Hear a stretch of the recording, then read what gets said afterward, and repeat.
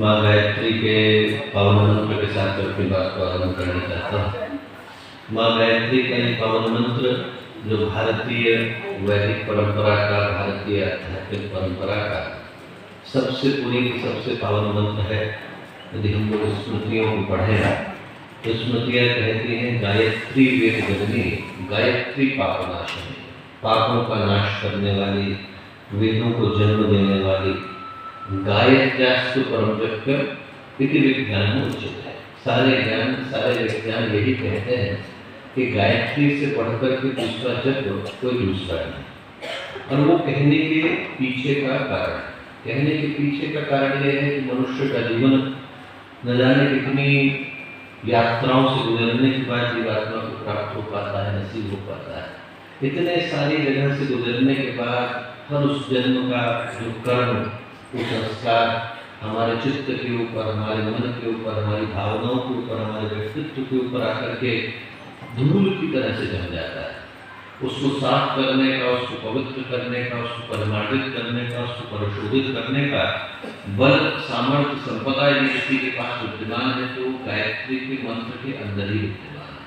वो भगवान जिसको दुनिया की सारी उपासना पद्धतियाँ, दुनिया की सारी तपसाधनाएं, दुनिया के सारे महापुरुष, दुनिया के सारे महामानव, दुनिया के सारे ऋषि, दुनिया के सारे मुनि, दुनिया के सारे अवतार ढूंढते नजर आते हैं, वो और कहीं नहीं, हमारे ही चित्त के अंदर, हमारे ही अंतःकरण के अंदर, हमारे ही व्यक्तित्व के भीतर विद्यमान है। उपनिषदों में एक बड़ी प्यारी कथा आती है। कथा आती है श्वेतकेतु की।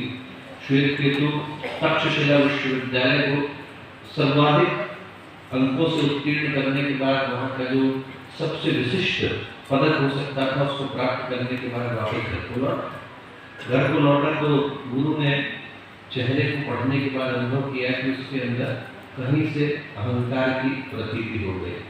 उन्होंने धीरे से उससे पूछा कि तुम सब जानते हो श्वेतकेतु? बोले हाँ सब जानते हो। भगवान के विषय में जानते हो? भगवान के विषय में मैं आपको बहुत सारे श्लोक बता सकता हूँ। श्वेतकेतु के गुरु ने कहा मैं श्लोकों के विषय में नहीं पूछ रहा, भगवान के दर्शन का अवसर मिला है, मुझे वो तो नहीं मिला। बोले भगवान को देखना चाहोगे? बोले हाँ देखना चाहूँगा। उनके गुरु ने पानी का गिलास लिया, शक्कर के टुकड़े लिए, पानी के गिलास में घोल दिए। उनकी नजरों के सामने वो शक्कर घुल गई। गुरु ने श्वेतकेतु से पूछा कि शक्कर कहाँ गए? बोले अभी भी आपने मेरी आंखों के सामने घोली, यहीं इसी पानी के अंदर दिख नहीं गई। बोले कैसे पता चलेगा कि शक्कर इसके अंदर है? श्वेतकेतु बोले कि पानी को चखना पड़ेगा, जब मीठा लगेगा तो महसूस होगा कि शक्कर इसके अंदर है। उनके गुरु बोले बस बेटा, वैसे ही वो जो भगवान है बाहर हवा में घुल गया है, अंदर प्राण में घुल गया है। न वायु दिखाई पड़ती है और न प्राण दिखाई पड़ता है, पर दोनों के बिना जीवन और अस्तित्व संभव नहीं। उसको जानना है तो शब्दों को छोड़, उसको चख, वो तेरे भीतर विद्यमान है, उसको महसूस कर। तत्त्वमसि, तेरे अंदर वही, मेरे अंदर भी वही।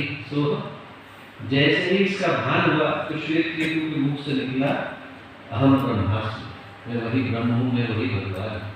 इसीलिए गुरुदेव ने जब आप लोग शांति को जाएंगे तो वहाँ पर गायत्री माता के मंदिर के चारों ओर शीशे लगा दिए। इसलिए लगा दिए कि आप भगवान को प्रणाम करिए और फिर उन शीशों के अंदर उस भगवान को निहारिए जो आपके अंदर विद्यमान है, जो हमने से प्रत्येक के अंदर विद्यमान है।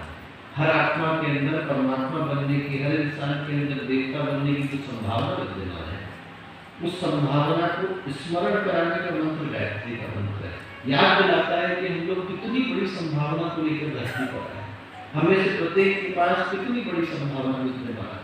जीवन को छोटी छोटी उलझनों में, छोटी छोटी परेशानियों में, छोटे छोटे संकटों में व्यक्ति गुजारते समय में भूल ही जाता है कि उस देवत्व की संभावना को लेकर हम लोग धरती पर आए। हमें से प्रत्येक के अंदर अपने जीवन के अंतिम शिखर को स्पर्श कर पाने की संभावना विद्यमान है। उस ओर चलने का मंत्र गायत्री का ये पावन मंत्र है। तो एक बार स्थिर चित्त, शांत मन के साथ उसी शक्ति का आह्वान करते हैं जो हमें सद्ज्ञान, सद्भाव की ओर चलने की प्रेरणा देती है। और गायत्री का पावन मंत्र एक बार साथ साथ ओम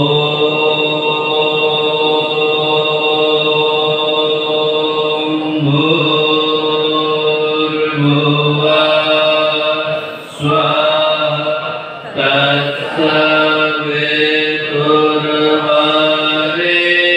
तत्सवितुर्वरेण्यं भर्गो देवस्य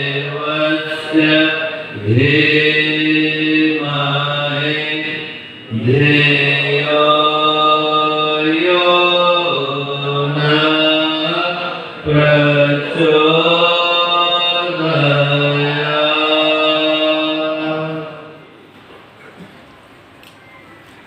मित्रों, परम पूज्य गुरुदेव परम पूज्य माता जी के दिव्य संरक्षण में छत्तीसगढ़ की पावन भूमि माँ सर्वमंगला देवी का पावन तीर्थ कुशमुंडा की पवित्र भूमि पर आकर हम लोग विद्यमान है।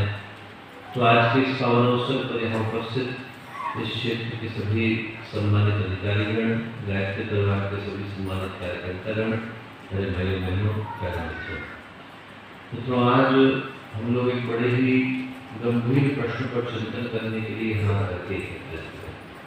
और वो जो प्रश्न है वो वही है जिस उद्देश्य के साथ गायत्री के इस मंत्र की संरचना करी है। गायत्री के मंत्र को जब पुष्पामित्र ऋषि ने देखा तो देखने से पहले उनका नाम था विश्वरथ, जिसके हृदय में रथ की तरह से विश्व को कुचल देने की कामना। और जैसे ही माँ गायत्री का मंत्र उनके सामने प्रकट हुआ, ऋग्वेद का जो 10वां मंडल आता है, उस 10वें मंडल में 62 के करीब सूक्त थे और 62 के 62 सूत्रों की रचना महर्षि विश्वामित्र ने करी। वो पूरा का पूरा मंडल ही विश्वामित्र मंडल के नाम से जाना जाता है। और उस मंडल में 62वें सूत्र में 10वें मंत्र के रूप में गायत्री के मंत्र को जैसे ही विश्वामित्र ने दिया, उनका नाम विश्वरथ से बदल करके विश्वामित्र हो गया, जिसके हृदय में पूरे विश्व के कल्याण की कामना। गायत्री का मंत्र अकेला ऐसा मंत्र है दोस्तों, जो हम में से प्रत्येक के अंदर उस संभावना को बढ़ता है जहां पर हम लोग जहां होते हैं वहीं से पूरे विश्व के मित्र बन जाते हैं। हमारे अंदर वो शक्ति जन्म लेती है जो पूरे विश्व को अपना बना पाने की सामर्थ्य हमारे भीतर विकसित करते हैं। और ये जो मित्र शब्द है वो शास्त्रों में बड़ा प्यारा है। हम लोग मित्र बोलते उसको है जो हमारी इच्छा का, हमारी कामना का पालन करता है। जैसा हम चाहें वैसा वो करना चाहे तो हमारे मित्र में, हमारे दोस्त में, हमारे फ्रेंड की लिस्ट में शामिल हो जाता है। शास्त्रों की दृष्टि से वो मित्र नहीं। शास्त्रों की दृष्टि से मित्र कौन हुआ? पापन निवारयति भोजयति हिताय, पापों से दूर करने वाला, हमारे हित की सोचने वाला। पापन निवारयति भोजयति हिताय गुह्याम निगूहति गुणान प्रकटीकरोति, हमारे अंदर के गुणों को प्रकट करके, प्रेरित करके बाहर लाने वाला। हम में से प्रत्येक के अंदर कुछ न कुछ अच्छा विद्यमान है। आप अफ्रीका में जाइए तो अफ्रीका में एक बड़ी अद्भुत परंपरा है। जब हम लोग अफ्रीका गए तो कबीले के अंदर गए, उस कबीले में जो कबीले के राजा थे और कबीले के सरदार थे, उनने एक बहुत अच्छी परंपरा बताई। उन्होंने कहा कि साहब हमारे परंपरा क्या है कि कोई व्यक्ति चोरी कर देता है, किसी व्यक्ति से गलती से हिंसा हो गई, अपराध हो गया, किसी को उसने बुरा कह दिया, किसी के साथ बुरा व्यवहार कर दिया, तो हम लोग क्या करते हैं? वो ना उसको पुलिस के पास लेकर के जाते हैं, ना उसको प्रशासन के पास लेकर के जाते हैं, ना उसको अपराध की सजा दिलाते हैं। क्या करते हैं? पूरा का पूरा कबीला उस व्यक्ति के चारों ओर खड़ा हो जाता है और खड़ा होने के बाद हर व्यक्ति उस व्यक्ति को ये याद दिलाता है कि तूने मेरे लिए क्या अच्छा किया। उस व्यक्ति को ये याद दिलाने का प्रयत्न करता है कि जो घट गया वो तुझसे गलती से घट गया, तो ऐसा बुरा आदमी नहीं, तेरे अंदर अच्छाई की संभावना है। हम में से प्रत्येक के अंदर अच्छाई की संभावना है। बुरे को बुरा बोलते बोलते व्यक्ति भूल ही जाता है कि हमारे इसी अंधकार के मंदिर से प्रकाश निकल करके आता है। आप में से प्रत्येक के अंदर जो प्रकाश है उसको उभारने का काम गायत्री का मंत्र करता है। पापन निवारयति भोजयति हिताय गुह्याम निगूहति गुणान प्रकटीकरोति, हर व्यक्ति के गुणों को प्रकट करने वाला। आपत्ति चल जहां ददाति काले, आपत्ति काल आ गया, बुरा समय आ गया तो छोड़ करके भागने जाए। सर्वत्र लक्षण मिलम प्रवदंत चलता है, उस व्यक्ति को शास्त्रों ने सर्वत्र कह करके पुकारा। और उस परिभाषा के आधार पर देखें तो हमारी जो सबसे ज्यादा निकट की मित्र हुई, हमारी सबसे ज्यादा क्लोज की फ्रेंड हुई वो गायत्री, हमारे अंदर के गुणों को प्रकट करने वाली, हमारे अंदर की शक्ति सामर्थ्य को बाहर निकल करके लाने वाली, हमें बुरे पथ से दूर करने वाली, हमें सत्पथ की ओर ले जाने वाली वो जो शक्ति है, वो जो सामर्थ्य है, वो जो संपदा है, वो जो विभूति है, उसको माँ गायत्री के नाम से पुकारा गया। और वो जो माँ गायत्री का मंत्र है दोस्तों, वो एक बड़े ही गंभीर उद्देश्य के साथ अवतरित हुआ। याद दिलाने के लिए अवतरित हुआ कि मनुष्य का जीवन है, हम लोगों को मिला, ये एक अवसर के रूप में भी मिला और एक सौभाग्य के रूप में भी मिला। आप जरा सोच करके देखिए कि इंसान का जीवन है, इंसान के जीवन में तो परमात्मा ने हमको बनाया होगा, तो शरीर बनाया, चिंतन बनाया, मन बनाया, पुरुषार्थ बनाई, भावनाएं बनाई। कहने को तो 84 लाख प्राणी हम मिलना है, पर जितनी मेहनत, जितना परिश्रम, जितना पुरुषार्थ, जितनी भावना, जितनी योग्यता, जितना तरीका भगवान ने इंसान को बनाने के लिए लगाया, ऐसा लगता नहीं कि वो प्राणी को बनाने में लगाया।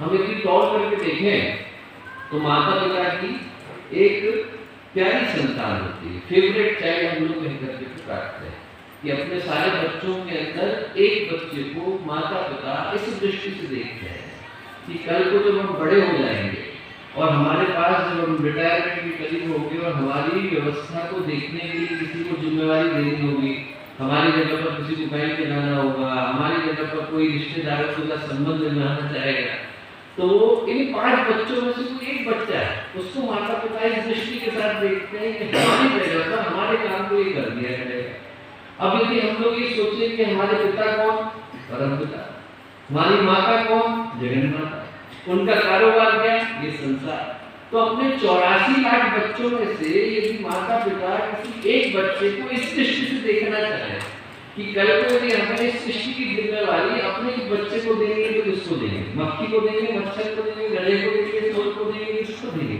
हमारे अलावा ऐसा कौन प्राणी है जिसको कि परम पिता परमात्मा अपनी जिम्मेवारियों को सौंप सकते हैं? और मैं बड़े शास्त्रों की बात नहीं करता दोस्तों, मैं ये नहीं कहता कि यदि आप गीता के अंदर पढ़े तो गीता में भगवान कहते हैं कर्मा दक्ष सर्वभूतादिवासा सर्वशास्त्र में जो कुछ, ये नहीं कहता मैं बड़ी चीजों की बात नहीं करता कि उपनिषदों में लिखा हुआ है कि श्रीमंत विश्व बंदस्य पुत्र आए सामान्य विज्ञानी तस्वीर कहता हूँ कि सामान्य क्या है, हम लोग लगा करके देखें और ये सोच करके देखें कि ईश्वर ने हम लोगों को कितनी विभूतियां दे करके भेजा है। ऐसी कोई शक्ति नहीं, ऐसी कोई संपदा नहीं, ऐसी कोई ताकत नहीं जिसको देख करके इंसान को न भेजा गया। भारत को यदि अमेरिका के अंदर जाना हो तो भारत स्वयं वहां पर उपस्थित नहीं होता है, भारत का जो राजदूत है वो अमेरिका के अंदर उपस्थित होता है। परमात्मा ने इंसान को धरती पर भेजा तो अपना राजदूत बना करके भेजा। We all are the ambassadors of the divinity। हमें से हर व्यक्ति यदि यहाँ आकर के बैठा तो ईश्वर का प्रतिनिधि बनकर, परमात्मा का प्रतिनिधि बनकर, भगवान का प्रतिनिधि बनकर के यहाँ आकर के बैठा। वो सारी शक्तियाँ, वो सारी संभावनाएं हमको लेकर के आए जो स्वयं भगवान के पास किसी न किसी रूप में विकसित है। शरीर आप जरा सोच करके देखिए, संसार के लगभग 80% ऐसे प्राणी होंगे जिनसे हम लोग शरीर की दृष्टि से मजबूत होंगे, ताकतवर होंगे, हम लोग पर ज्यादा शक्ति होगी। और जो 20% नहीं, एक क्षण के लिए मान लिया जाए भैंसे से हम लोग ताकतवर नहीं है, शेर से ताकतवर नहीं है, हाथी से ताकतवर नहीं है, सांप से ताकतवर नहीं है, पर उसी शेर के ऊपर इंसान रिंग मास्टर बनकर के बैठ जाता है, उसी सांप के ऊपर इंसान सतेरा बनकर के बैठ जाता है, उसी हाथी के ऊपर इंसान महावत बनकर के बैठ जाता है, उसी भैंसे को व्यक्ति भैंसा गाड़ी के ऊपर हाँकता नजर आता है कि नहीं? और जो करते हैं उनमें से करने के लिए किसी को ऑक्सफोर्ड से, कैम्ब्रिज से, हार्वर्ड से डिग्री लेने की जरूरत नहीं होती। गांव का सामान्य व्यक्ति भी अपने पास अपनी संपदा को सुरक्षित रखता है कि वो इन प्राणियों को अपने नियंत्रण में रख सकता है। क्यों? क्योंकि हमें ईश्वर ने शरीर का बल दिया और शरीर से ऊपर उठ करके बुद्धि का बल दिया। हम आसमान में नहीं उड़ सकते और हमारा बनाया हेलीकॉप्टर उड़ सकता है, हम समुद्र के अंदर नहीं जा सकते पर हमारी बनाई बंदूक जा सकती है, हम हाथी की तरह से बड़ा वजन नहीं उठा सकते पर हमारी बनाई प्लेन उठा सकती है। इंसान के पास ईश्वर ने हमें से प्रत्येक के पास वो शक्ति, वो संभावना देकर के भेजी जो और किसी प्राणी के पास नहीं है। मैं याद दिलाने का प्रयत्न कर रहा हूँ दोस्तों कि जब हमें हमारे जीवन की समस्याओं को सुलझाने के लिए कहीं देखने की आवश्यकता हो तो अपने 2 हाथों के अलावा कहीं देखने की आवश्यकता है। ईश्वर ने, परमात्मा ने, भगवान ने हमें वो सब देकर के भेजा है जिसके ऊपर यदि हमें स्वयं भरोसा आ जाए तो दुनिया की कोई शक्ति हमें हमारे कदमों को आगे बढ़ने से रोक नहीं सकती। शरीर से ऊपर बुद्धि दी और बुद्धि से ऊपर एक और संभावना देकर के भेजी जिसका नाम है भावना। आप जरा सोच करके देखिए कि जब इंसान आया, आप में से भी कोई एंथ्रोपोलॉजी का स्टूडेंट होगा तो इस बात को जानता होगा कि जब होमो सेपियंस आए तो होमो सेपियंस के आने के साथ साथ और भी ह्यूमनॉइड स्पीशीज, क्रो-मैग्नन मानव धरती पर था, निएंडरथल मैन धरती पर था, डेनिसोनियन मैन धरती पर था। और जैसा हम लोग किताबों में पढ़ते हैं ऐसा कुछ नहीं घटित हो रहा। निएंडरथल मैन हमारे जैसे इंसानों की तुलना में, होमो सेपियंस की तुलना में 1.5 गुना ज्यादा ऊंचा था, ज्यादा ताकतवर था और ज्यादा बुद्धिमान था। लोगों को लगता है कि बुद्धिमान नहीं था, ज्यादा बुद्धिमान वही था। निएंडरथल मैन के पास वो सारी शक्ति थी, सारी बुद्धि थी। इन सारी चीजों के होने के बावजूद वो चले गए, हम बच गए। ऐसा क्यों? क्योंकि इंसान के पास एक ऐसी चीज थी, होमो सेपियंस के पास, और उसके अलावा किसी प्राणी के पास नहीं। वो क्या था? इंसानियत। हम लोगों को ऊपर वाले ने एक शक्ति देकर के भेजी जिसको हम लोग ये बोलते हैं भावना। दूसरे व्यक्ति को हम कष्ट में देखते हैं तो हमारा हृदय द्रवित हो जाता है। हमको लगता है वो 2000 किलोमीटर दूर किसी व्यक्ति के पास भूकंप आया, वो व्यक्ति जिसको आप जिंदगी में कभी देखेंगे भी नहीं। हो सकता है कि आप वहां पर जाएं और आप उसके घर के आगे खड़े हो तो व्यक्ति आपको पहचानने से मना करते, तब भी आप अपने घर के अनाज को, आप अपने घर के कपड़ों को, आप अपने घर के कंबल को 2000 किलोमीटर दूर उस व्यक्ति की सहायता के लिए भेजते हैं जो वहां पर विद्यमान नहीं। ये कौन सी संभावना है? यह आप में से प्रत्येक के अंदर उपस्थित भावना की संभावना है दोस्तों। इंसानियत की संभावना, मानवता की संभावना, हमारे भीतर की वो संभावना जो हमें दूसरे व्यक्ति को कष्ट में देखकर उसके कष्ट को दूर करने की भावना हमारे भीतर पैदा करती है। ईश्वर ने हमें शरीर दिया, शरीर से बढ़कर के बुद्धि दी, बुद्धि से बढ़कर के भावनाएं दी। कहते हैं कि भगवान बुद्ध के पास एक महिला गई और जो रोने लग गए, रोने लग गए तो भगवान बुद्ध ने पूछा क्या बात? बोले मुझे ऊपर वाले ने कुछ दिया नहीं। भगवान बुद्ध ने कहा कि एक काम कर, तेरा एक हाथ काट करके मुझे दे दे। हमारे यहाँ पर बहुत धनी लोग आते हैं, मैं किसी को भी तेरा एक हाथ जो है 10 लाख रुपये में बेच दूंगा। तो बोली मैं अपना हाथ आपको काट करके नहीं दूंगा। बोले 20 लाख दूंगा। बोले नहीं मुझे हाथ नहीं देना। बोले 50 लाख दिलवा दूंगा। अरे बोले मुझे हाथ देना ही नहीं। बोले मैं 1 करोड़ दिलवा दूंगा। वो महिला बोली साहब मुझे देने की जरूरत ही नहीं, आप क्यों बार बार दाम को बढ़ाते जा रहे हैं? भगवान बुद्ध बोले जरा सोच करके दे, एक हाथ को तू 1 करोड़ में बेचने के लिए तैयार नहीं, और ऊपर वाले ने पूरा शरीर दिया, तेरे शरीर की कीमत कितनी? ऊपर वाले ने जो हमें देकर के भेजा दोस्तों, इससे ज्यादा बड़ा सौभाग्य हमारे जीवन में दूसरा नहीं हो सकता। शरीर मिला, बुद्धि मिली। हम लोग अफ्रीका में गए तो अफ्रीका में एक जगह पर देखा और मेरे को तो इतने आंसू गिरे मैं बता नहीं सकता। एक जगह पर वहाँ पर शायद हूँ, वहाँ पर 800 के करीब बच्चे पड़े, उन सबको पैदा होने के बाद सेरेब्रल पाल्सी हो गई। शरीर मिला हुआ है पर शरीर मिलने के बाद और कुछ मिला ही नहीं। वो अपनी जिंदगी जहाँ पर पड़े वहीं पर पैरालाइज है, न हिल सकते हैं, न डूब सकते हैं, उनको पानी डालने के लिए कोई, उनको खिलाने के लिए कोई। हम सोच के तो देखें तो ईश्वर ने कितना दिया, शरीर मिला, बुद्धि मिली, भावनाएं मिली, परिवार मिला, और इन सबसे ऊपर उठ करके आत्मबल मिला। जब वशिष्ठ और विश्वामित्र के मध्य में संवाद हुआ तो विश्वामित्र के मुंह से क्या निकला? दिग्बल्यम क्षत्रिय बल ब्रह्म तेजो बल। दुनिया का सबसे बड़ा बल तो आत्मबल ही। जैसे ही इंसान के पास आत्मबल आता है तो वो शक्ति पैदा करता है कि व्यक्ति प्रकृति के गुणों को लाद करके गुणात्मक बन जाता है। हमारे को ऊपर वाले ने वो शक्ति देकर के दी। अब हम सोच करके देखें कि जब ऊपर वाले ने इतना सब कुछ दिया तो हमारे भीतर आखिर वो कौन सी चीजें हैं जो हमारे भावनाओं को, हमारी संभावनाओं को, हमारी प्रगति को रोक करके खड़ी हो जाती है? हमें लगता है कि साहब शरीर की बीमारी हो गई, शरीर में कोई तकलीफ हो गई। यदि हमें लगता है कि शरीर की तकलीफ हो गई तो हम राणा सांगा को याद करके देखें। राणा सांगा खानवा की लड़ाई में उनको 80 जगह पर घाव लगे। कितने जगह पर लगे? 80 जगह पर लगे। 80 जगह के घाव के बाद वापस लौट करके आए और दोबारा युद्ध के लिए लड़ने के लिए गए। हम में से किसी को तो नहीं लगे 80 जगह पर घाव पर, उसके बावजूद हरि सिंह नलवा को याद करके देखें। हरि सिंह नलवा जब मुल्तान की लड़ाई में थे तो उनका शरीर चला गया। शरीर के जाने के बावजूद हरि सिंह नलवा के शव को जब खड़ा कर दिया, 60 फुट 4 इंच के हरि सिंह नलवा थे, उनके शव को देख करके 15 दिन तक अफगानों ने हमला नहीं किया था। इतना ज्यादा आतंक हरि सिंह नलवा का, सिर्फ इसलिए कि हरि सिंह नलवा भी जिंदा है।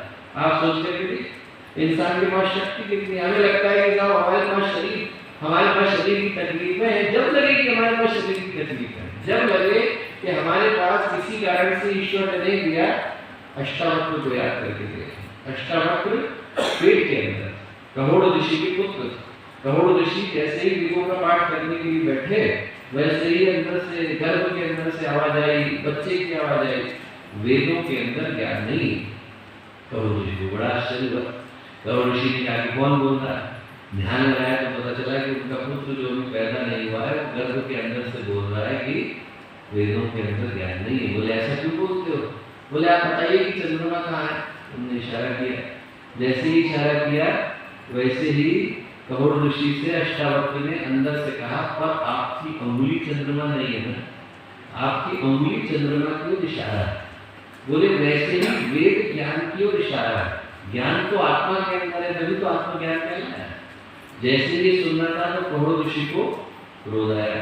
उनको लगा कि तू पैदा नहीं हुआ, अभी ऐसी बात बोल रहा है। उनने क्रोध में बोला कि तू 8 जगह से टेढ़ा होकर के पैदा हो। अष्टवक्र, अष्ट का मतलब 8, वक्र का मतलब टेढ़ा, ताकि अष्टांग योग न कर सके। अंदर से अष्टावक्र क्या बोले? आंगन के टेढ़ा हो जाने से आकाश टेढ़ा नहीं हो जाता है। शरीर को टेढ़ा कर सकते हो आप, मन को टेढ़ा कर हमें से किसी को कभी लगे, मैं कहूँगा दोस्तों इन लोगों को उठा करके हमें लगे तो हम राणा सांगा को याद करके देखें, हमें लगे तो हम ऋषि नलवा को याद करके देखें, हमें लगे तो हम अष्टावक्र को याद करके देखें, हमें लगे तो हम टेरी फॉक्स को उठा करके देखें। टेरी फॉक्स 18 साल के थे, कनाडा के नेशनल है। उनको 18 साल की उम्र में बोन का कैंसर हो गया, शरीर की एक बोन के अंदर कैंसर मिल गया, मेटास्टेसिस हो गई। डॉक्टर ने कहा 6 महीने से ज्यादा आपका जीवन नहीं, लगा क्या जी नहीं पाएंगे। तो उन्होंने कहा टेलीफॉक्स ने कि हो सकता है कि मैं मर जाऊं, पर मेरे मरने के बावजूद मैं ऐसी विरासत छोड़ करके जाना चाहता हूँ कि दूसरों का कल्याण तो हो। उन्होंने कहा कि मैं एक पैर पर चलूंगा, यदि मैं 1 किलोमीटर की यात्रा करता हूँ तो जो लोग कुछ देना चाहते हैं, कुछ करना चाहते हैं, वो कैंसर पीड़ितों के लिए $100 देते हैं। उन्होंने एक पैर पर भागना शुरू करा और कितना भागे? 143 दिन तक अनवरत भागे, 5373 किलोमीटर की यात्रा करी। अपने जीवन काल में शरीर उनका सड़क पर ही चुका, $200 मिलियन इकट्ठे करते हैं। आप सोच करके देखिए, उन लोगों के लिए जिनसे वो कभी मिलने वाले नहीं। व्यक्ति एक पैर पर इतनी यात्रा कर सकता है, ऐसा कोई व्यक्ति नहीं। दोस्तों मैं इस बात को इस उद्देश्य के साथ बता रहा हूँ कि हम लोगों को लगता है कि हमारे पास शक्ति नहीं। आप लोग जिस शक्ति को लेकर के बैठे हैं वो ऐसी शक्ति है कि दुनिया की कोई शक्ति आपसे छीन ही नहीं सकती। शरीर यदि कभी कमजोर महसूस करे, उन लोगों को याद करके देखें। मन कमजोर महसूस करे तो उन लोगों को याद करके देखें जो बड़े बड़े महापुरुष थे। ऐसा कौन महापुरुष है मैं कहूँगा जिसको अपने जीवन में कष्ट से न गुजरना पड़ा? भगवान राम के जीवन को हम लोग उठा करके देखें। चक्रवर्ती सम्राट थे, बनने मिल जा रहे थे, राज्याभिषेक के लिए सीढ़ियां चढ़ रहे थे, दोनों तरफ भारत के सारे राजा आकर के खड़े थे। इधर राज्याभिषेक की घोषणा हो गई, उधर राज मुकुट पहनने के लिए जा रहे हैं। और क्या घोषणा हुई? आपको वनवास पर जाना। जितनी मुस्कुराहट के साथ, जितने गर्व के साथ, जितने गौरव के साथ, जितने स्वाभिमान के साथ भगवान सीढ़ियों पे चढ़े, उतने ही गर्व, उतने ही गौरव, उतने ही स्वाभिमान के साथ वनवास को गए। आदमी के हाथ में आप एक छोटा सा सिक्का रख दो, एक छोटा सा समोसा रख दो और छीन लो, आदमी गिर जाता है। जो था नहीं इसका, जो अभी कोई देख करके गया और कोई अभी उठा करके ले जाए तो आदमी के मन में उस चीज के लिए कष्ट हो जाता है जो हमारी थी भी नहीं पर कोई दे करके गया। उसके उस राज्य के मालिक, जिस राज्य के वो सही अर्थों में हकदार थे, वहां जब उनसे लिया गया और वापस छीना गया, उनके मन में जरा सा कष्ट नहीं आया। भगवान को कष्ट नहीं है। हम लोगों को लगे तो हम उठा करके देखते हैं सारे के सारे महापुरुष जिनको कष्ट से गुजरना पड़ा, धूल को नहीं गुजरना पड़ा। प्रहलाद को क्या आग में नहीं उतरना पड़ा? सुधनवा को क्या खौलते तेल में नहीं उतरना पड़ा? गुरु गोविंद सिंह जी के 2 बच्चे, उनको जिंदा चुनवा दिया गया। और बाकी के बच्चे जब अंत में आए तो जो सबसे छोटे वाले भाई थे जो लौट करके आए 6 साल के थे, उनको देख करके जो चौथे साहबजादे, उनको देख करके गुरु गोविंद सिंह जी ने कहा कि तुझे प्यास लगेगी बेटा तो तू असुरों के, इनके जो अपने मुगल थे, मुगलों के खून से अपनी प्यास को बुझाना, वापस घर लौटा, वापस वहीं आना। और जब माँ को कष्ट हुआ तो उनसे बोले इन पुत्रन के शीश पर वार दिए कुछ चार गए तो क्या हुआ, जीवित रहे जा। आप जरा सोच करके वो जो अंदर का संकल्प है कि हमारे मन में कभी लगे तो हम सोच के देखें कि महापुरुषों को कितने कितने कष्ट और वेदना से गुजरना पड़ा, राणा प्रताप को गुजरना पड़ा। ऐसे सारे महापुरुष हैं दोस्तों, जब हमें लगे कि हमारे जीवन में कठिनाई है, इनको याद करके देखें। मैं इन बातों को बताया इस उद्देश्य के साथ रहा हूँ कि हमें लगता भला है कि हमारे पास कठिनाई है, हमसे ज्यादा कठिनाई वाले लोग धरती पर आए और इससे ज्यादा बड़ी इबादत को लिख करके गए, इससे ज्यादा बड़ी विरासत को गढ़ करके गए। कभी हमें लगता है तो उन महापुरुषों के जीवन को उठा करके देखें और इस दृष्टि से उठा करके देखें कि ईश्वर ने हमें क्या दिया। जैसे ही हमारी दृष्टि, जैसे ही हमारी निगाहें, जैसे ही हमारी भावना उधर जाएगी जिधर हमें मिला है, दोस्तों हम लोग अपने आप को बड़ा सौभाग्यशाली समझते हैं। गायत्री का मंत्र याद दिलाने के लिए आता है कि दुनिया का सबसे बड़ा सौभाग्य हम लोग अपने हाथ में लेकर बैठे हैं। जब हम लोग बोलते हैं तो गायत्री के मंत्र को बोलते समय में कहते हैं पूर्वस्व तत्सवितुर्वरेण्यं भर्गो देवस्य धीमहि धियो यो नः प्रचोदयात्। वो जो देवस्य शब्द है वो शास्त्रों का सबसे प्यारा शब्द है। देवता कहा गया, किसको देवता कहा गया? देवो दानवा दीपदानवा द्युस्थितिर् भवति वा। देवता कौन हुआ? जिसके अंदर तीन गुण हुए, देवो दानवा, देने की भावना नहीं, देने का अधिकार, देने की सामर्थ्य हजारों के पास होती है, देने की भावना दर्जनों के पास होती है। जैसे ही व्यक्ति के पास देने की भावना आई, जो मिला वो नहीं, देने की भावना, जैसे ही आपके अंदर देने की भावना आई, आपके अंदर का देवता पहले चरण को प्राप्त कर लेता है। तुकाराम जी परीक्षा लेने के लिए भगवान शिव और भगवान विष्णु आए। भगवान विष्णु ने दरवाजा खटखटाया, अंदर आने संत तुकाराम के छोटी सी झोपड़ी में रहते थे। बोले आ जाइए, पर हमारी झोपड़ी छोटी है, इसमें एक व्यक्ति लेट सकता है, दो बैठ सकते हैं, आपको बैठने में तकलीफ नहीं हो तो अंदर आ जाए। आ गए, भगवान विष्णु ने घुटने मोड़ लिए, तुकाराम ने घुटने मोड़ लिए, 3 घंटे गुजर गए। भगवान शिव आए, दरवाजा खटखटाया, अंदर आ जाए। और हमारी झोपड़ी छोटी है, इसमें एक व्यक्ति लेट सकता है, दो बैठ सकते हैं, 3 खड़े हो सकते हैं, आपको खड़े होने में तकलीफ नहीं होता आ गए। पूरी रात गुजार दी। सुबह भगवान शिव भगवान विष्णु ने अपना असली स्वरूप प्रकट किया और तुकाराम से बोले, तुकाराम हमारी दृष्टि में तुम भी देवता। ये सुनना था तो तुकाराम बोले कि साहब मैं कैसा देवता हूँ, मेरी तो झोपड़ी बहुत छोटी है। बोले झोपड़ी छोटी है पर दिल तो बहुत बड़ा है, जिसका दिल बड़ा होता है वो देवता है।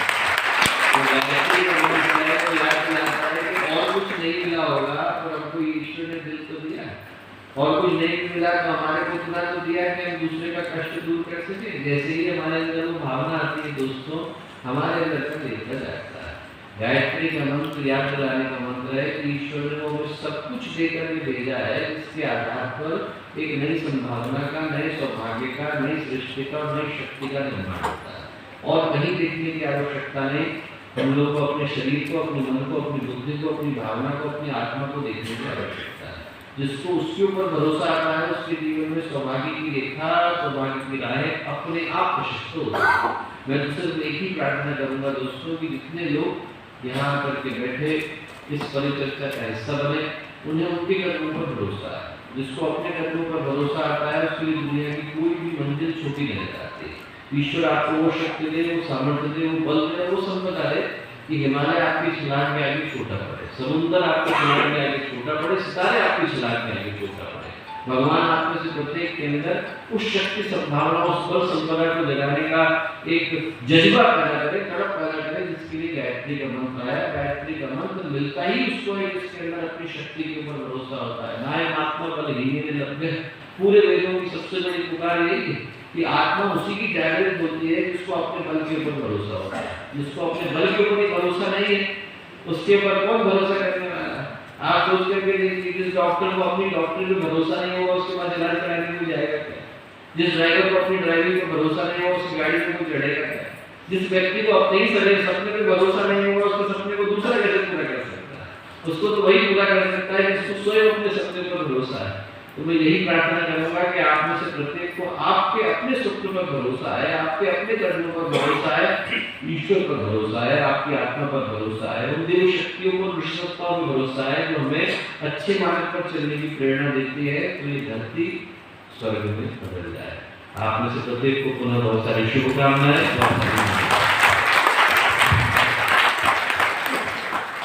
आज के इस अवसर पर हम सभी को ये जो संदेश प्राप्त हुआ है, ये अपने आप में इसी भाव के साथ है कि बदलाव के लिए क्षण है और हम बदलेंगे तो युग बदलेगा। और ईश्वर ने हमें जो दिया है उस भाव को लेकर अगर हम आगे बढ़ें तो सचमुच युग निर्माण योजना विचार क्रांति अभियान और 21वीं सदी के भविष्य सफल है।